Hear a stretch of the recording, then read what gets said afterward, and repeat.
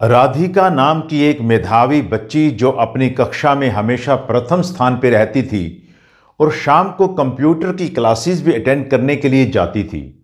अचानक वह एक दिन गुमसुम रहने लग गई। उसने खाना पीना छोड़ दिया और सबसे बात करनी भी छोड़ दी।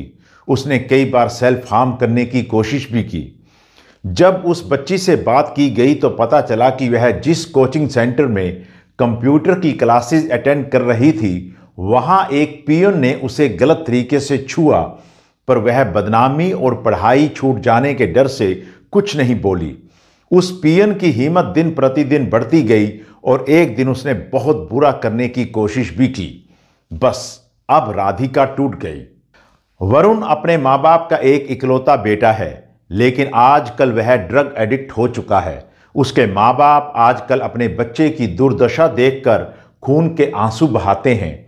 वरुण से जब पूछा गया कि नशे के संसार में उसकी एंट्री कैसे हुई तो उसने बताया कि एक दिन उसके एक दोस्त ने एक पार्टी में उसे एक सिगरेट ऑफर की जिसे वो पीना नहीं चाहता था, पर पीयर प्रेशर के कारण वो ना भी नहीं कर पाया। बस उसके बाद वह नशे के दलदल में धंसता ही चला गया। पूजा एक शानदार बहू है जो अपने पति और अपने बच्चों के साथ एक ज्वाइंट फैमिली सिस्टम में रह रही है। यहां पर घर के कुल 23 सदस्य रहते हैं। पूजा घर पे सबसे बड़ी बहू होने के कारण सबसे बेहद प्यारी और सबसे ज्यादा प्यार मिलता है उसे। वह पूरे परिवार का ध्यान रखती है और कभी किसी को किसी काम के लिए ना नहीं बोलती है। अगर पूजा के ससुर की माने तो उनका ज्वाइंट फैमिली सिस्टम चल ही पूजा के कारण रहा है। पूजा अपने 50वें जन्मदिन का केक काटते समय चक्कर खा के बेहोश होकर गिर गई और बहुत दिनों तक अस्पताल में रही। डॉक्टरों ने बताया कि पूजा बुरी तरीके से डिप्रेशन का शिकार हो चुकी है और डिप्रेशन के गर्त में जा चुकी है। जब पूजा से बात की गई तो उसने बताया कि अपने 50वें जन्मदिन की सुबह उसके दिमाग में यह विचार आया कि वह सुबह से लेकर रात तक सभी की डिमांड्स को पूरा करते करते अपना पूरा दिन लगा देती है। उसने कभी अपने शौक पूरे नहीं किए, उसने कभी मौज मस्ती नहीं की, उसने कभी अपने मनपसंद गाने नहीं सुने, उसने अपने दिल की कभी नहीं की, क्योंकि उसे लगता था कि अगर वह किसी का काम को ना कहेगी तो शायद एक अच्छी बहू होने का खिताब उससे छीन लिया जाएगा। रोहन चावला 35 वर्ष का एक मार्केटिंग एग्जीक्यूटिव था जो दूसरों की सहायता करने की नेचर के कारण अपने ऑफिस में बेहद प्रसिद्ध था। किसी दूसरे का चाहे कैसा भी काम हो वह कभी ना नहीं बोलता था और पैसे की तो बात ही मत पूछिए। अगर किसी भी दोस्त ने उससे पैसे मांग लिए तो रोहन कभी भी ना नहीं कर पाता था। कई बार उसने दूसरों से उधार मांगकर भी लोगों की सहायता की हुई है।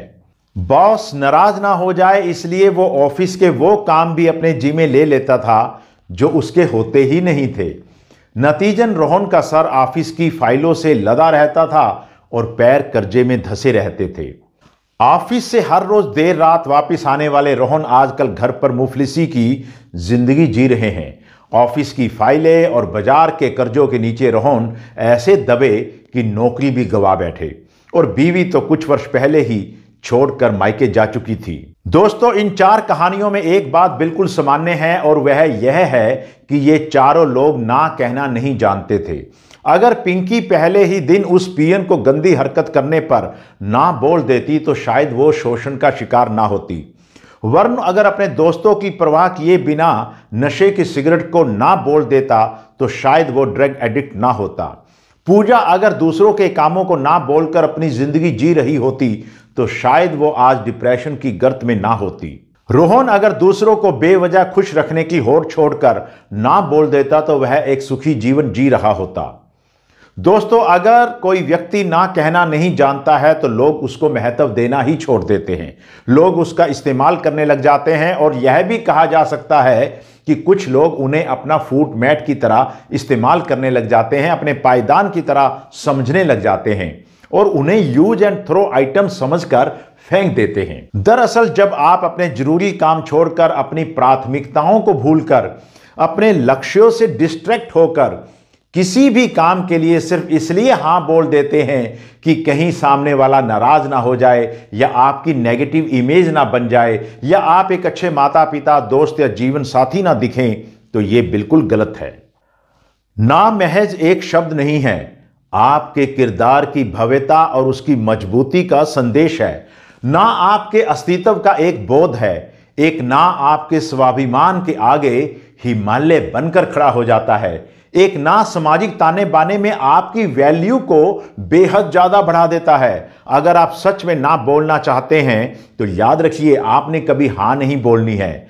जो लोग ना नहीं बोल पाते हैं उनको एक बहुत बड़ी मनोवैज्ञानिक और सामाजिक कीमत अदा करनी पड़ती है। उनके रिश्ते खराब होने शुरू हो जाते हैं क्योंकि ना नहीं बोल पाने के कारण उनमें पैसिव एग्रेशन रहने लग जाता है। ऐसे लोगों में चिंता पैदा होनी शुरू हो जाती है क्योंकि वह दूसरों के कामों के कारण अपने जरूरी कामों को पूरे नहीं कर पाते हैं।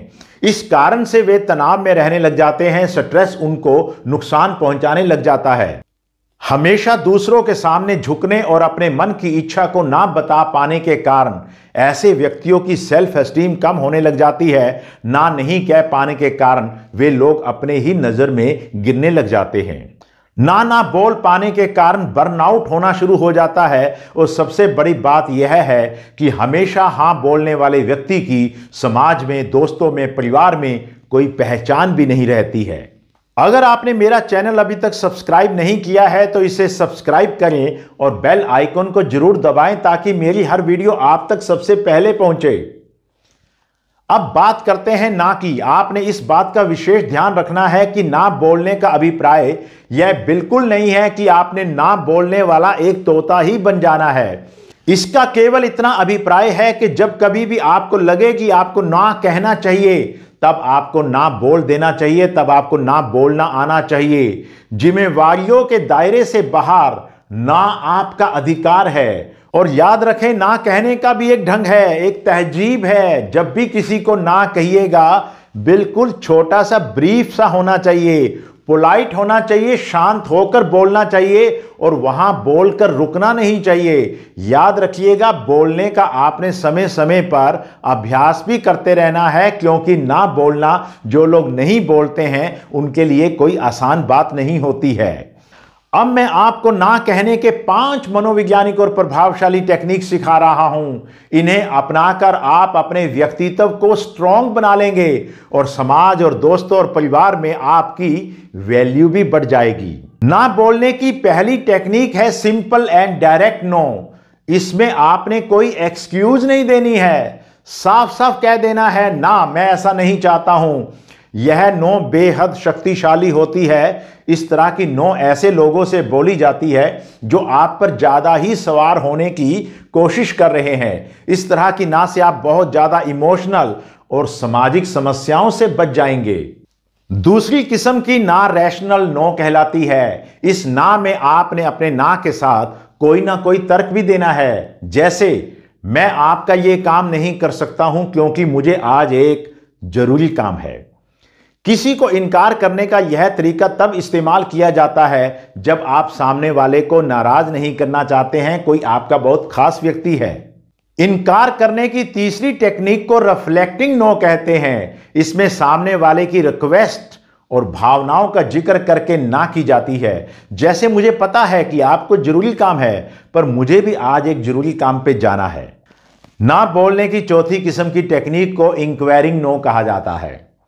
ये ना पूरी तरह से ना नहीं होती है बल्कि इसमें हां का भी थोड़ा सा स्कोप होता है जिसके लिए हम बातचीत कर सकते हैं। जैसे मैं अभी यह काम नहीं कर सकता हूं, क्या हम ये काम बाद में कर सकते हैं। इनकार करने की 5वीं टेक्निक है ब्रोकन रिकॉर्ड। इसमें एक ही लाइन बार बार बोली जाती है और यह टेक्निक जिद्दी लोगों के सामने यूज की जाती है। जैसे नहीं, मैं नहीं कर सकता हूं, मैं नहीं कर सकता हूं, मैं नहीं कर सकता हूं। ना बोलने की इन 5 मनोवैज्ञानिक टेक्निक्स की सहायता से आप ना केवल अपने आत्मसम्मान को ठेस लगने से बचा सकते हैं बल्कि आप अपनी एक मजबूत और शानदार छवि दूसरों के सामने पेश कर सकते हैं। ऐसा करके आप अपने लक्ष्यों के प्रति ज्यादा ईमानदार हो सकते हैं और उनका पीछा आप ज्यादा शिद्दत के साथ कर सकते हैं और समाज में आपकी वैल्यू भी ज्यादा हो जाएगी।